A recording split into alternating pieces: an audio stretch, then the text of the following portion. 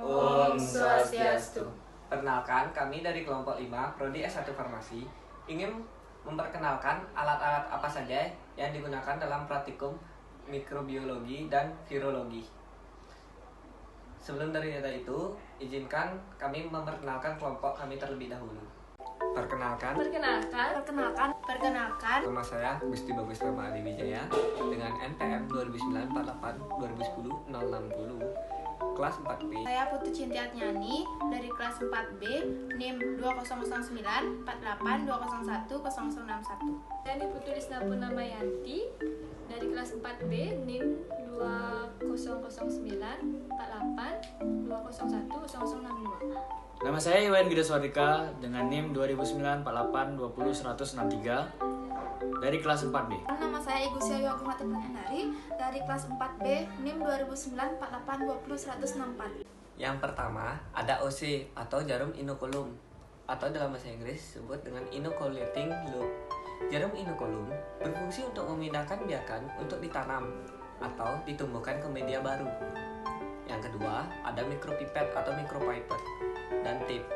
Mikropipet adalah alat untuk memindahkan cairan yang bervolume cukup kecil, biasanya kurang dari 1000 mikroliter. Yang ketiga ada tabung reaksi atau dalam bahasa Inggris disebut dengan reaction tube atau test tube. Tabung reaksi digunakan untuk uji-uji biokimiawi dan menumbuhkan mikroba. Tabung reaksi dapat diisi media padat maupun cair. Tutup tabung reaksi dapat berupa kapas, tutup metal, tutup plastik, dan aluminium foil. Yang keempat ada labu Erlenmeyer atau dalam bahasa Inggris disebut dengan Erlenmeyer flask. Berfungsi untuk menampung larutan, bahan atau cairan yang dapat digunakan untuk meracik dan menghomogenkan bahan-bahan komposisi media, menampung aqueous, kultivasi mikroba dalam kultur cair, dan lain-lain. Yang kelima ada beaker glass. Beaker glass merupakan alat yang memiliki banyak fungsi. Di dalam mikrobiologi dapat digunakan untuk preparasi media-media, menampung aqueous, dan lain-lain. Yang keenam ada gelas ukur atau dalam bahasa Inggris disebut dengan graduated cylinder. Berguna untuk mengukur volume suatu cairan seperti labu Erlenmeyer. Gelas ukur memiliki beberapa pilihan berdasarkan skala volumenya. Yang ketujuh ada cawan Petri atau dalam bahasa Inggris disebut dengan Petri dish. Cawan Petri berfungsi untuk membiarkan atau kultivasi mikroorganisme. Yang ke-8 ada batang L atau L root. Batang L ini bermanfaat untuk menyebarkan cairan di permukaan media agar supaya bakteri yang tersuspensi dalam cairan tersebut tersebar merata. Alat ini juga disebut dengan spreader. Lalu yang ke-9 ada tabung Durham atau Durham tube. Tabung ini berfungsi untuk menampung hasil fermentasi mikroorganisme berupa gas. Lalu yang ke-10 ada termometer. Termometer ini berfungsi untuk mengukur suhu suatu larutan atau ruang inkubator. Lalu yang ke-11 ada pembakar Bunsen. Alat ini berfungsi untuk menciptakan kondisi yang steril, yaitu untuk mensterilisasi jarum OC atau yang lainnya. Yang ke-12 ada hot plate stirrer dan stir bar. Hot plate stirrer dan stir bar berfungsi untuk menghomogenkan suatu larutan dengan pengadukan. Lalu yang ke-13 ada autoclave. Autoclave adalah alat pemanas tertutup yang digunakan untuk mensterilisasi suatu benda menggunakan uap bersuhu dan bertekanan tinggi. Suhunya itu 121 derajat Celcius selama kurang lebih 15 menit. Lalu, cara penggunaan autoclave yang pertama itu adalah isi air sampai batas yang ditentukan, lalu masukkan alat atau bahan yang disterilisasi ke dalam keranjang khusus, lalu tutup autoclave dengan kencang, lalu nyalakan autoclave, lalu atur suhu dan waktu sterilisasi. Kemudian tunggu sampai selesai proses sterilisasi. Setelah itu buka kartu pengaman agar uap keluar. Setelah tekanan turun, buka autoclave dan keluarkan alat atau bahan yang disterilisasi. Yang ke-14 ada oven. Oven berfungsi untuk sterilisasi kering. Alat-alat yang disterilkan menggunakan oven antara lain peralatan gelas seperti cawan Petri, tabung reaksi, dan lain-lain. Sterilisasi kering dengan oven digunakan dengan cara memanaskan dengan suhu 180 derajat Celcius selama 1 jam. Yang ke-15 ada inkubator. Inkubator adalah alat yang untuk menginkubasi atau memeram mikroba pada suhu yang terkontrol. Yang ke-16 ada penangas air atau water bath. Penangas air berfungsi untuk menyimpan media agar yang digunakan untuk analisa dengan teknik tuang atau pure plate supaya media tetap dalam kondisi leleh atau cair. Biasanya suhu diatur pada kisaran 40-45 derajat Celcius. Yang ke-17 ada pH meter.